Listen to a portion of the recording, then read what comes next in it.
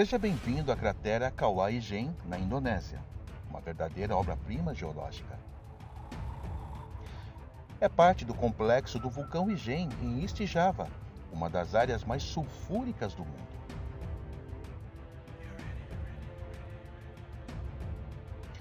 As temperaturas na cratera Kawah Ijen podem atingir incríveis 600 graus Celsius, mas as suas chamas azuis só são visíveis à noite.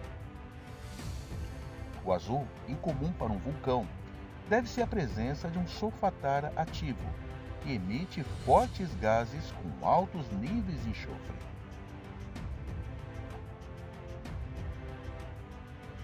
Os gases emergem das fissuras do vulcão e, ao entrarem em contato com o ar atmosférico, rico em oxigênio, se inflamam, dando origem a uma chama azul. A visão dessas chamas à noite é estranha e extraordinária. Depois de várias noites na cratera, nos sentimos realmente vivendo em outro planeta. E você, já conhecia o vulcão das lavas azuis? Deixe embaixo nos comentários. Não esqueça de compartilhar esse vídeo e deixar o seu like. Muito obrigado e até a próxima. Um forte abraço.